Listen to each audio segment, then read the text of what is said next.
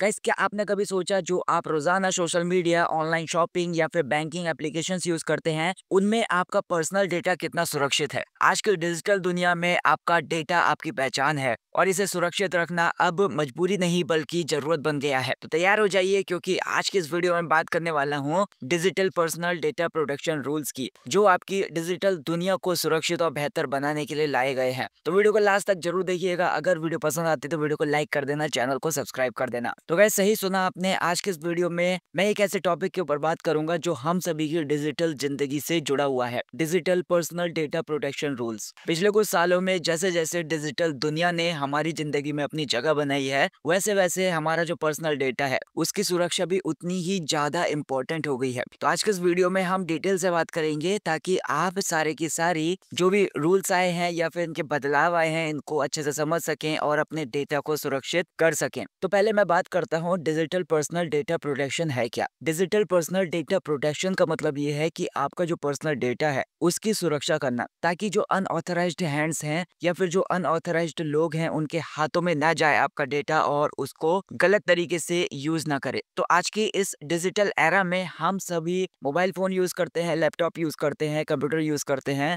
और दूसरे digital devices use करते हैं। इससे हमारा बहुत सारा डेटा इन कंपनीज के पास इकट्ठा हो जाता है, जैसे कि सोशल मीडिया प्लेटफॉर्म्स हो गए, ई कॉमर्स साइट हो गई या फिर बैंकिंग एप्लीकेशंस हो गई। तो अब सवाल ये उठता है कि क्या ये कंपनीज हमारे डेटा को रिस्पॉन्सिबली या फिर बिल्कुल सही तरीके से यूज कर रही है या फिर नहीं, क्या हमारा डेटा सेफ है। तो बात करते हैं सरकार ने कदम क्या उठाए हैं। अब तक भारत सरकार ने digital personal data protection act 2023 को पास किया था, लेकिन केवल कानून पास होना ही सफिशिएंट नहीं था। कानून के साथ साथ इसके तहत आने वाले सारे के सारे रूल्स भी उतने ही इम्पोर्टेंट है। जो मिनिस्ट्री ऑफ आईटी है, यानी कि आईटी मिनिस्ट्री है, उन्होंने फाइनली ये रूल्स जारी कर दिए हैं जो कि 2025 में लागू होने वाले हैं। इन सारे रूल्स का उद्देश्य हमारे पर्सनल डेटा को सुरक्षित करना है और ये देखना है कि कंपनीज आपका डेटा सही तरीके से यूज कर रही हैं या फिर नहीं। तो इसी टॉपिक में एक इंपॉर्टेंट वर्ड आ जाता है डेटा ब्रीच। तो डेटा ब्रीच क्या है और सरकार ने क्या कहा है। डेटा ब्रीच का मतलब ये होता है जब कोई अनऑथराइज्ड पर्सन आपके पर्सनल इंफॉर्मेशन को चुरा लेता है, जैसे अगर आपका सोशल मीडिया अकाउंट है और उसमें आपका पर्सनल डेटा है और किसी साइबर अटैक की वजह से वो डेटा चोरी हो जाता है। तो इसके लिए क्या करना होगा। अब यहाँ पर सरकार ने इस मामले के ऊपर कड़ा कदम उठाया है। अगर आपका डेटा ब्रीच हो जाता है, यानी कि किसी साइबर अटैक में आपका जो पर्सनल इंफॉर्मेशन है या फिर पर्सनल डेटा है वो चोरी हो जाता है, तो जो कंपनीज हैं उनको आपको तुरंत इसकी जानकारी देनी होगी। उन्हें ये बताना होगा कि आपका डेटा कब और कैसे ब्रीच हुआ और इसके क्या क्या पोटेंशियल कॉन्सिक्वेंसेज हैं, यानी कि क्या क्या संभावित परिणाम हो सकते हैं। इसके अलावा कंपनी को आपको सुरक्षित रहने के लिए उपाय भी बताने होंगे। अब यहाँ पर डेटा प्रोटेक्शन फॉर चिल्ड्रन भी आ जाता है। बच्चों के लिए डेटा की सुरक्षा पर सरकार ने स्पेशली ध्यान दिया है। ऑस्ट्रेलिया ने तो 16 साल से कम उम्र के बच्चों के सोशल मीडिया यूज के ऊपर सख्त नियम लागू कर दिए हैं, लेकिन भारत में सरकार ने इसे थोड़ा सा फ्लेक्सिबल रखा है, यानी कि थोड़ा सा छूट दी है। यहाँ पर जो भी बच्चे हैं उनके सोशल मीडिया यूज को माता पिता के अधिकार में रखा गया है। अगर कोई भी बच्चा 18 साल से कम उम्र का है और सोशल मीडिया का यूज करना चाहता है तो वो कंपनी को माता पिता की अनुमति लेनी होगी। इससे बच्चों का जो डेटा होगा वो सुरक्षित होगा और जो भी प्राइवेसी है वो बनी रहेगी। सरकार ने ये भी तय किया है कि जो कंपनी होंगी वे आपके पर्सनल डेटा को सुरक्षित रखेंगी। इसका मतलब ये है कि आपकी जो भी जानकारी होगी, आपकी जो भी इंफॉर्मेशन होगी वो इनक्रिप्टेड फॉर्म में होगी, जिससे अगर आपका डेटा ब्रीच होता भी है तो आपका डेटा आसानी से पढ़ा नहीं जा सकता। इसके अलावा कंपनी को ये भी सुनिश्चित करना होगा कि आपका डेटा केवल उन्हीं उद्देश्यों के लिए यूज हो रहा है जिनके लिए अनुमति दी गई है। यहाँ पर अब डेटा लोकलाइजेशन के बारे में बात करते हैं। डेटा लोकलाइजेशन का मतलब ये है कि आपकी जो जानकारी है, आपकी जो भी इंफॉर्मेशन है वो भारत से बाहर नहीं जाएगी। सरकार ने ये सुनिश्चित किया है कि वो बड़ी कंपनीज आपका डेटा भारत के बाहर नहीं ले जाएंगी। इससे आपका जो डेटा होगा वो ज्यादा सुरक्षित रहेगा और जो भी इंडियन लॉज हैं उनके तहत आपकी जो भी सिक्योरिटी है उसको इंश्योर किया जाएगा। अगर कोई भी कंपनी इन नियमों का पालन नहीं करती है तो उसके खिलाफ सख्त कार्रवाई की जाएगी। अगर अब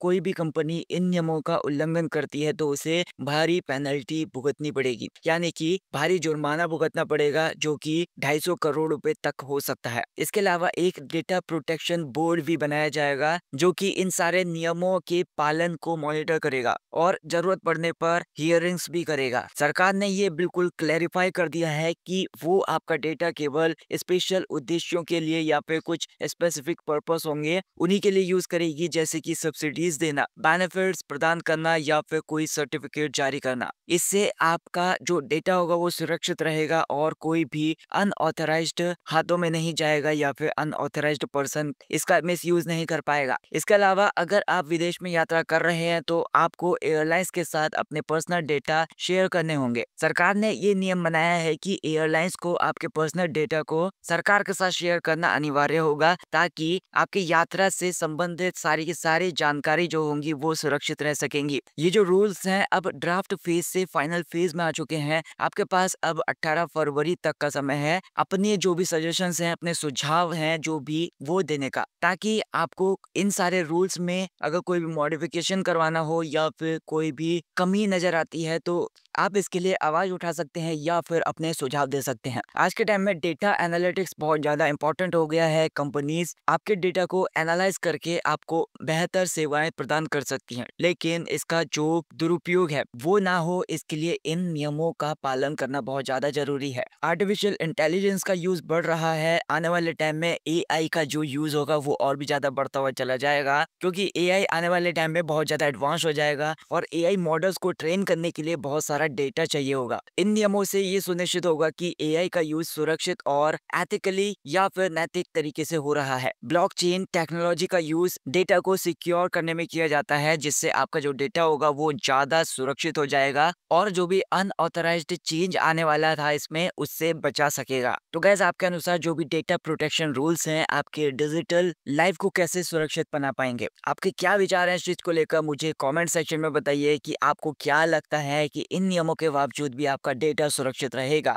या फिर नहीं। अपने व्यूज मुझे कमेंट सेक्शन में जरूर बताइए। तो गाइस, डिजिटल एरा में जो भी हमारा डेटा है हमारी पहचान का एक इम्पोर्टेंट हिस्सा है। सरकार ने ये जो कदम उठाए हैं वे हमारे डेटा की सुरक्षा के लिए बहुत ज्यादा जरूरी हैं। हमें इन सारे के सारे नियमों का पालन करना चाहिए और अपने डेटा की सुरक्षा के लिए अवेयर भी होना चाहिए। आशा है कि इस वीडियो से आपको digital personal data protection rules के बारे में डिटेल से समझ में आ गया होगा। अगर आपके मन में कोई भी सवाल है तो बेझिझक पूछिए। अपने दोस्तों के साथ अपने सारे ग्रुप्स में इस वीडियो को शेयर कीजिए ताकि वे भी अपने डेटा की सुरक्षा को सुनिश्चित कर सकें। अगर आपके मन में कोई भी डाउट है तो मुझे कमेंट सेक्शन में पूछ सकते हैं। अगर आपको वीडियो पसंद आए तो वीडियो को लाइक कर देना, चैनल को सब्सक्राइब कर देना। Thank you so much for watching this video.